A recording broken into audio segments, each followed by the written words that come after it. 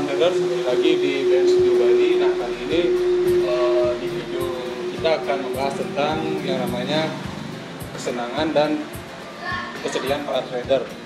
Dan kebetulan kali ini kita kedatangan tamu, teman baru kenal ya Mas ya, teman baru kenal dan juga teman kantor ya.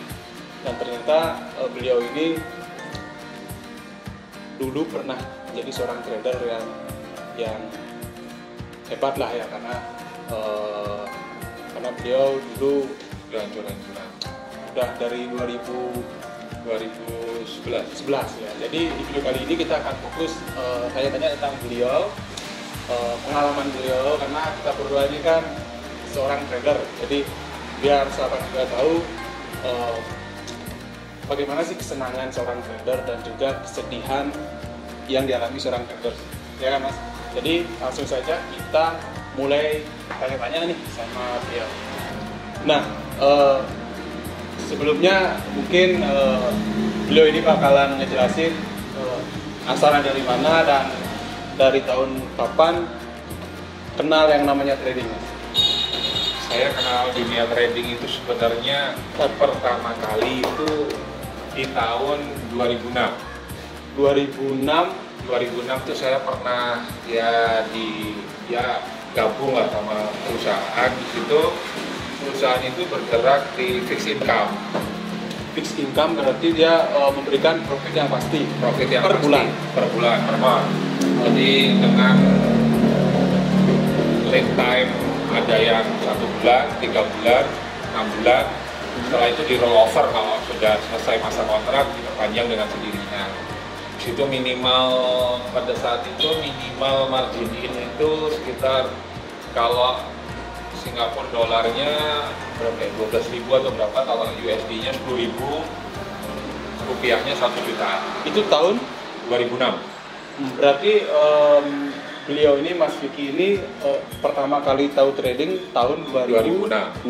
Dan itu daerah di Surabaya. Di Surabaya. Jadi beliau belum ada di Bali ya Mas ya? Belum, saya masuk Bali baru 3 tahun terakhir ini. Dan itu sudah nggak menyentuh dunia forex. Tapi itu 2006 itu sebagai trader apa broker? Saya sebagai orang yang incas di company.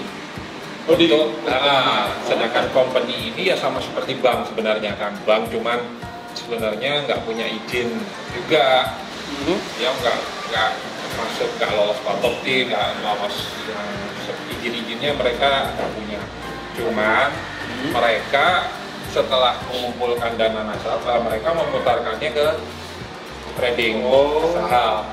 Pada saat itu masih belum online seperti sekarang, masih DQ-nya masih manual. Jadi kalau untuk sahabat tuh DQ itu artinya nggak seperti sekarang yang ada over the Di sana kan ada dulu itu kalau kita bisa ngeklik dulu di istilahnya counterparty. Ya, counterparty ya. Dan kalau di dealing ya biasanya kalau dulu itu setiap open posisi itu kita by phone ya. By phone ke dealing. By phone ke dealing, pokoknya saya sebagai nasabah, beliau ini sebagai broker, jadi saya telepon dulu ke beliau, lalu beliau juga nanti menelpon ke perusahaan. Jadi agak lambat ya kalau dulu. Ya, lambat sekali. Jadi kita benar-benar harus memperhatikan layar. Kalau sekarang kan cepat ya. Kalau sekarang kan real time, kita mau online di tanggal berapa sudah nggak ada masalah.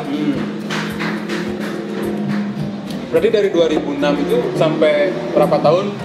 Saya berkecimpung itu sebenarnya dari 2006 itu sempat ya 1 tahun 2 tahun lah di company. Dulu saya sempat di 2006 itu saya di Mondial di Jakarta. Tapi jadi saya ini kan bekerja anggaplah di PTA. PTA ini memutar lagi dananya ke counterparty. Saya juga incas untuk harus ke counterparty itu. Oh, berarti ibaratnya incas 2 tempat. Iya. Tapi secara kan ini hanya saya perwakilan dari kantor A untuk kantor B. Untuk memutarkan dananya ke kantor B. Berarti kesimpulannya bisa dibilang beliau ini udah ngambil dua pekerjaan, yang satu sebagai broker dan yang pastinya trader juga ya. Iya. Tapi lebih dominan analisa atau sebatas keuangan? Ya, sebenarnya ada lagi kan ya, kita cuma ambil posisi berapa yang menentukan kita harus open atau open sell atau open buy berapa, itu ada lagi. Ada tim analisanya. Kalau di tahun 2006 itu biar sahabat juga tahu lebih lebih marak tahun 2006 apa sekarang? Kalau sekarang kan, kalau menurutnya Mas Vicky lah, ya lebih marak sekarang, karena sekarang kan sudah merambah semua lini kan. Semua lini. Ya, kalau dulu kan hanya orang yang paham, hanya orang yang punya uang. Berarti tahun 2006 itu kebanyakan orang yang sudah paham dengan dunia trader dan orang yang paham. Mungkin kalau secara persentase, kalau di 2006 itu mungkin 10%, kalau sekarang mungkin sudah 60%. Orang udah mulai. Kalau dulu tuh masih segelintir yang paham dunia forex itu kan, orang mindsetnya, wah kalau main saham pasti perlu duit, pasti perlu duit besar dan risikonya high risk no return kan. Ya, high risk no return. Oke, nah berarti setelah 2 tahun itu masih di sana atau? Habis 2 tahun itu saya udah gara-gara namanya pada saat itu saya masih muda ya, jadi keluar dari perusahaan itu saya ada sedikit uang, saya putarkan lagi, akhirnya ya namanya masih berjiwa muda ya, keseret banyak ya sudah, akhirnya saya juga habis di 2008-2009 itu saya habis. Berarti sebelum 2008-2009 beliau ini ikut naruh duit juga? Ya. Di umur berapa sih Mas? Kalau boleh tahu? Itu di umur 25-26 lah. Profitnya berapa? Saya dulu karena dulu perusahaan saya ya itu kan satu unitnya itu 3%, dari satu unit itu 100 jutanya itu dapat 3 juta. 3 juta per bulan? Per bulan. Fixed income? Fixed income. Saya lempar ke perusahaan yang sama. Jadi yang di sini ini kan saya lempar ke trading, trading istilahnya konvensional. Saya ada dana, saya ke perusahaan yang sama tapi dengan profit margin yang lebih gede. Jadi saya mengumpulkan uang sama teman saya ada sekitar 1,2. Itu saya bisa terima tiap bulan hampir 300 juta. 1,2 M tiap bulan terima 300 juta. 300 juta. Nah, itu perusahaan yang hampir sama, serupa dengan perusahaan saya, cuma dengan profit margin dia persentase yang lebih besar. Di umur 25 tahun? Di umur 25 tahun. Nah, jadi pada saat itu saya sempat menerima benefitnya itu 3 kali. Dalam sebulan? Iya, enggak 3 kali, 3 bulan. Oh, 3 bulan. Di bulan keempat bermasalah perusahaan itu. Ya, di bulan keempat makanya ludes. Akhirnya saya bekerja, ya ada yang rootnya dari kita berteman saya itu, mereka sebelum merintis ke dunia ini dia punya city courier. City courier itu? Ekspedisi. Ekspedisi. Tapi bagi-bagi kayak dokumen, city courier aja. Pokoknya kota-kota ada dokumen dia yang handle. Dia kan berarti punya basic ekspedisi. Udah kita pada saat sebelum saya benar-benar bangkrut lah ya, yang masih bisa terima dividen di 1 sampai periode 3 ini, saya sempat, karena saya ngobrol sama teman saya, kita ini punya uang, tapi kita nggak ada kegiatan. Gimana kalau kita buat, ya apa, kemampuanmu apa? Aku sebelumnya udah punya city courier nih, gimana kalau kita kembangin? Kembangin pakai saya sewa ruko, ya sudah saya beli mobil box. Tapi bahkan pada saat awal-awal itu, untuk gaji karyawan aja saya ada 8 apa 9, itu gaji karyawan total itu 13 juta per bulan, listrik pokoknya hampir 25 juta, sedangkan keuntungan dari perusahaan ini, Sakti dulu namanya, sakit hati kan, dari Sakti itu sakit hati dari gara-gara yang perusahaan sebelumnya, ya udah kita buat itu pokoknya hampir tiap bulan tuh 30 juta, sedangkan income tidak lebih dari 3 juta. Ya kan ditutup dari karena saya dapat dividen hampir tiap bulan 200 juta kan, 200 sampai 300 juta kan. Jadi ya kita jadi subsidi silang lah kita, biar kita kayaknya punya kegiatan, padahal ya ini kamuflase ekspedisi ini. Berarti sebenarnya keuntungan dari ekspedisi hanya nggak ada keuntungannya. 3 juta. Pengeluaran hampir 13 juta. 30 juta, income-nya cuma 3 juta, ya nggak ada, ini kamuflase, jadi dibiayai dari trading. Gara-gara tradingnya ini ambles, sudah di bulan, saya ingat tuh Februari 2017. Februari 2017. 2007. Maaf, 2007. Itu saya ke BCA, mau ngambil BG, lihat giro, ya. Ya mau nyairin dividen, tapi sudah di tellernya kok lama sekali, sampai saya itu ganti 3 orang, maksudnya ada yang ngantri sampai saya ganti. Habis itu tellernya balik lagi bilang, Pak ini nggak bisa diproses, ada not merah.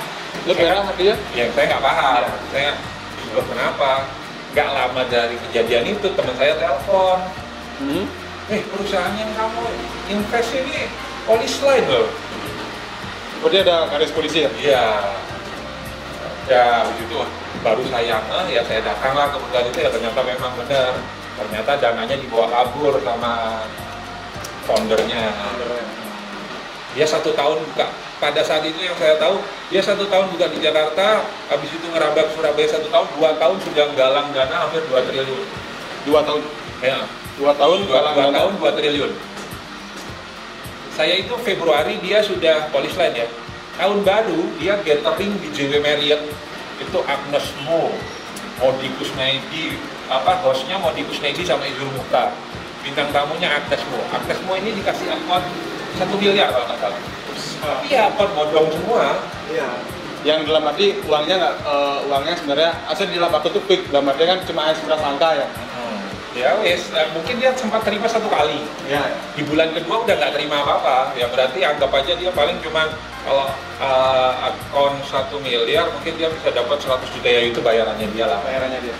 Berarti setelah Mas Vicky selesai dari sana, udah nggak berkecimpung di perusahaan itu? Saya bekerja di real, di sektor real. Sektor real, tapi tetap trading apa nggak? Enggak, belum. Sektor real, saya benar-benar ya ekspedisi saya lumayan rame. Saya juga 1 rute Surabaya Malang, yang lainnya nanganin. Cuman saya yang armada saya itu rute Surabaya Malang. Saya pakai harga mulia, pokoknya saya ya istilahnya maju lah di ekspedisi ini ya, maksudnya cukup lah sebenarnya. Di tahun 2010-2011 saya ketemu teman SMA saya, broker dia. Oh, dia broker Millennium, nggak apa-apa ya nama ya. Kayak broker, dia ngasih tahu nih, ya gara-gara saya teman lama, habis itu ya dia ngasih tahu kan, pertamanya nyuruh saya gabung, kan saya ya sudah ngobrol-ngobrol aja, terus dia ngasih tahu print outnya, nasabah-nasabahnya yang lain, transaksinya kan? Saya lihat track recordnya, ada yang 1 bulan sudah BEP, break even point ya? Udah balik modal, jadi misalnya 1 bulan, saya sekarang invest 100 juta, bulan depan dana saya udah 200 juta. Udah, dia pokoknya ada sekitar 4 bulan, 5 bulan dia. Terus saya, kok kayaknya lumayan ya. Habis itu, saya nggak tertarik di situ. Setelah itu dia pindah lagi ke equity ya. Nah di situ pakai logo dia. Nah, pada saat itu tahun 2011. Ya udah, terus habis itu di situ saya udah mulai tertarik nih. Saya sudah mulai ada sedikit dana. Saya invest, pada saat itu saya invest $10.000 floating rate, jadi mungkin sekitar 90 jutaan ya pada saat itu ya, 2011 ya, 2011 bulan akhir lah, Agustus September. Udah saya invest $10.000 karena itu platform aplikasi kita bermainnya itu nggak melihat chart, ya. Dia punya kayak ya tombol sendiri buy sell harga gitu kan. Jadi ibaratnya platformnya dibuat oleh equity sendiri ya. Dan itu yang ditanamkan ke saya itu dia punya konsep open market buy 1. Open market pada saat itu jam 6 pagi loko. Ya. Open langsung Open buy. market begitu kita hadap komputer buy 1. Pasti buy. Pasti buy. Nggak pernah saya. Pasti buy. Konsepnya itu. Tahun 2011. 2011. Buy 1 itu saya ingat kalau nggak salah range harga loko itu 1.700-an. 1.700. Kalau logo itu artinya dia trading di gold ya. Di kalau biasanya di X1 USD. Jadi di tahun 2011 itu indeksnya range-nya sekitaran 1.700, sedangkan di tahun ini itu sekitaran 1.8 sekian. Nah, itu saya berjalan 1 minggu itu. Jadi sambil beliau makan, tadi kan udah banyak nih dijelasin sama beliau. Tahun 2006 bekerja sebagai seorang broker, tapi khusus di finance-nya selama 2 tahun. Jadi beliau udah tahulah tentang perusahaan pialang, regulasi segala macam. Dan masalah tempat beliau bekerja kan mungkin ada beberapa aturan yang tidak memenuhi syarat komoditi. Jadi bagus itu Badan Pengawasan Komoditi. Jadi beliau atau apa namanya, jadi instansi yang apa namanya sebagai tolak ukur adanya izin atau tidak perusahaan pialang untuk apa namanya memberikan informasi atau platform atau jembatan antara nasabah dengan bursa ya Mas ya. Dan dari OJK ya? Bagian dari OJK, dan di tahun 2000 setelah 2 tahun beliau selesai, jadi beliau buka usaha dan keuntungannya juga pada waktu itu bekerja di perusahaan pialang hampir 300 juta dan every month ya, hampir lah 300 juta setiap bulan. Akhirnya beliau selesai, beliau buka namanya usaha apa namanya ekspedisi, terus ketemu teman yang broker juga di equity yang memberikan fixed income yang lumayan besar, dan itu bertahan sampai berapa? Jadi sempat pada saat saya invest $10.000 itu $10.000 itu fixed rate apa floating rate? Floating rate 90 jutaan sekian lah tahun 2007 itu. 2011 ya? 2011 di Loko. Saya sempat jalan 1 minggu. Itu saya 1 minggu dapat $1.000. 1 minggu? 1 minggu dapat $1.000. Jadi ada beberapa, jadi kan 5 hari ya. Saya ada beberapa hari itu pasang 2 kali, jadi open buy 2 kali. 1 minggu dapat $1.000 dengan deposit sebesar $10.000 atau 90 juta karena waktu itu masih 9 ribuan ya dolar rupiahnya. Keren loh itu. Tahun 2011 sudah mendapatkan potongan seminggu sebesar $1.000. Nah, karena adanya itu saya berani nih. Ikut kan itu? Bukan. Saya berani nih gembar-gembor ke teman saya. Oh, nawarin ke teman nih? Nih punya aku nih segini. Seminggu loh? Beneran nih. Teman saya, bukan teman saya sih, mantan kakak ipar saya, injek 400 juta. Udah, ini tetap saya pokoknya saya Agustus itu kalau nggak salah ya, September, Oktober tiap bulan tentulah sekitar $3.000 sebulan dapat. Untuk iparnya atau untuk? Ya, kita bagi dua kan, bagi dua. Saya ingat kalau nggak salah itu saya posisi lagi di Jakarta, pokoknya Desember, nggak tahu Desember tanggal berapa itu. Open posisi langsung anjlok 150 poin di Loko.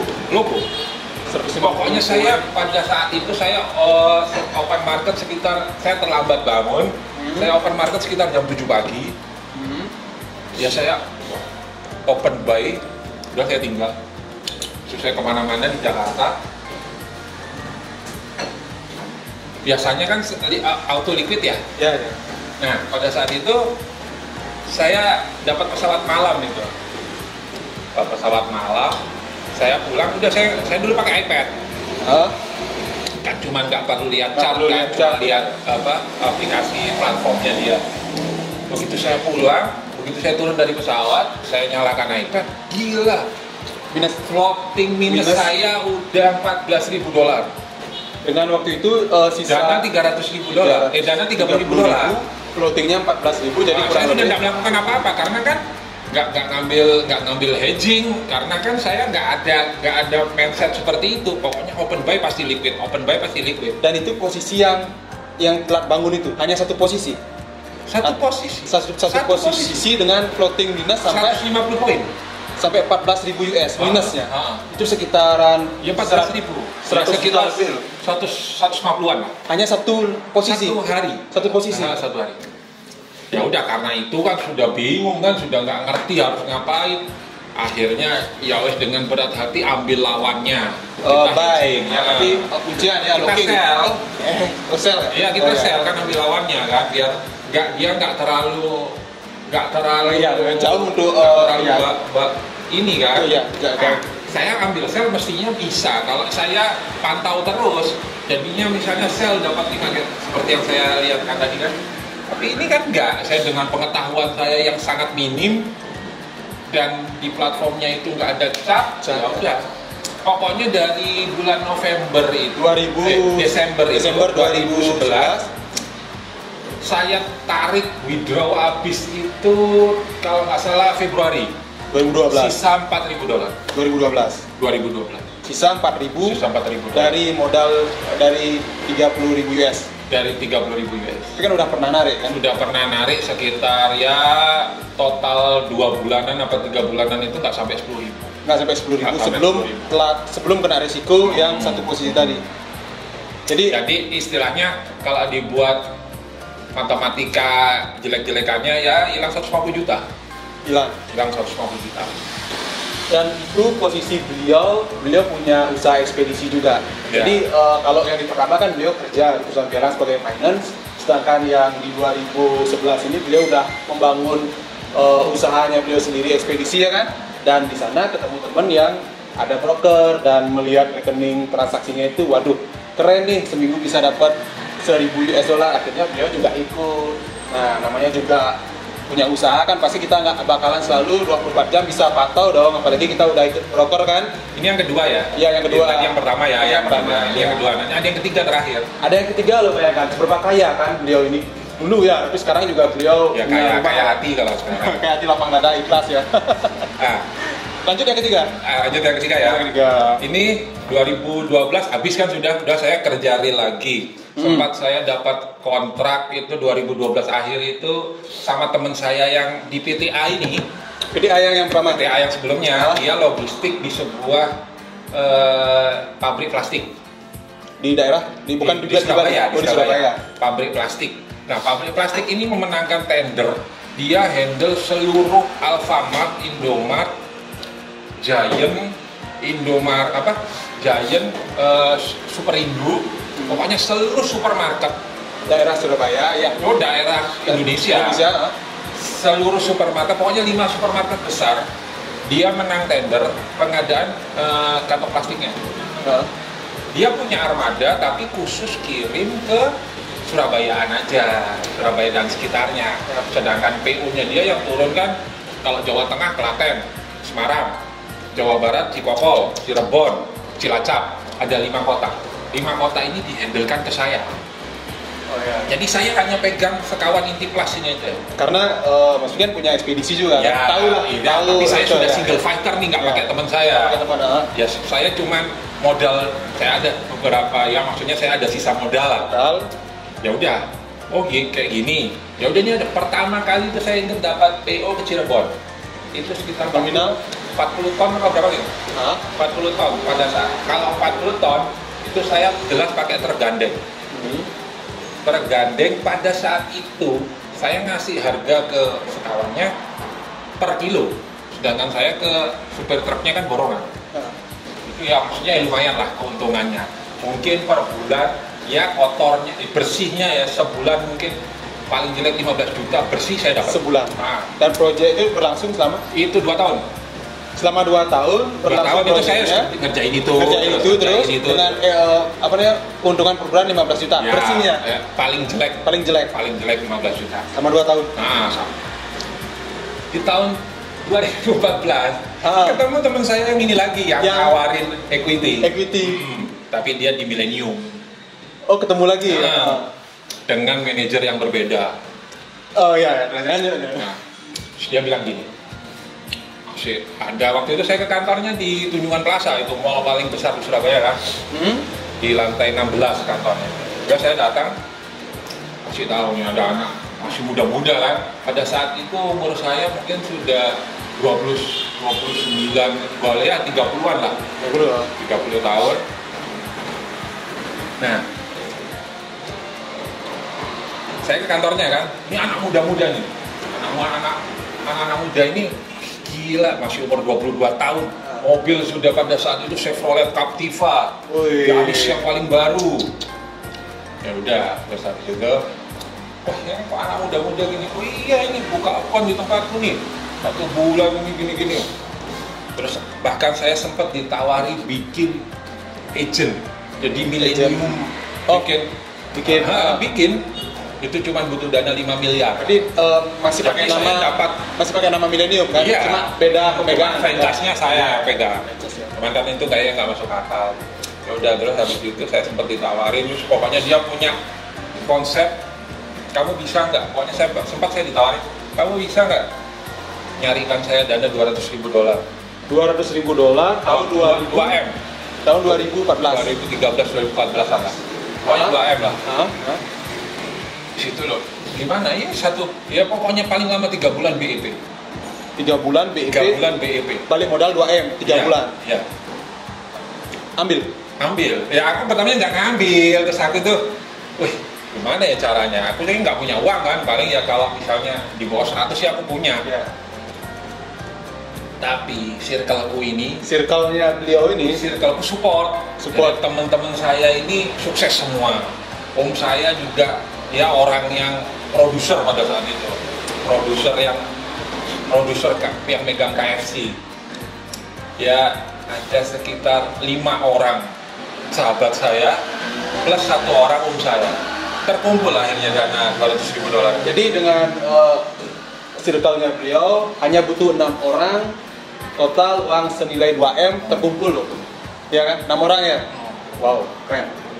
Terus ya udah, pada saat itu ya saya injek, itu hanya berjalan berapa ya, 3 bulan.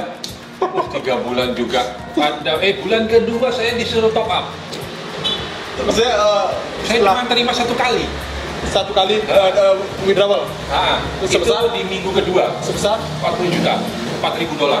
40 juta. Jadi setelah terkumpul uang senilai 2M, injeklah ke temen yang di tahun 2011 udah pernah rugi kan, ada uang injek di kapital yang berbeda. Injek 2M, 2 minggu udah WD, 2 minggu ada profit $40 sekitar 40 jutaan ditarik. Nah setelah itu 3 bulannya itu ya sempat lagi berapa ya, sempat lagi sekitar 2.300 lah, $2.300 di bulan, kalau nggak salah di bulan kedua, di bulan kedua itu sudah mulai goyang. Saya sudah nggak pernah kontrol kan, saya cuma per hari berapa gitu.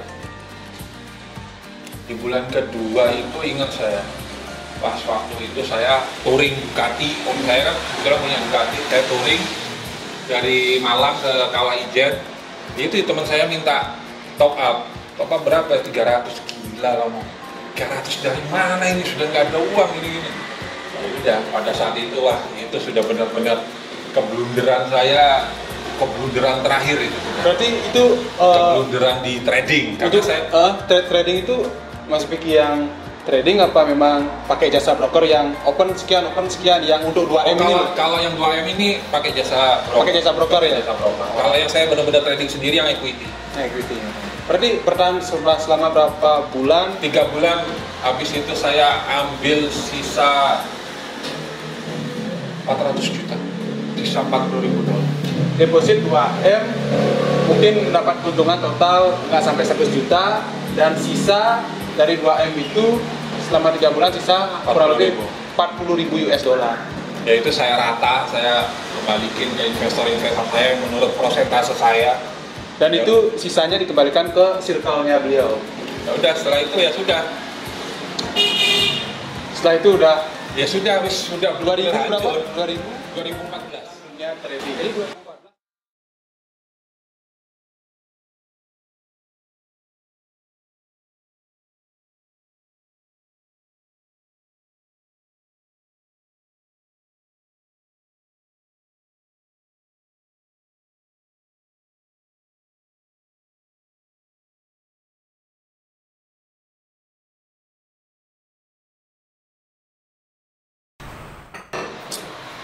Nah, kita udah selesai makan. Nah, kita lanjutin obrolan yang tadi.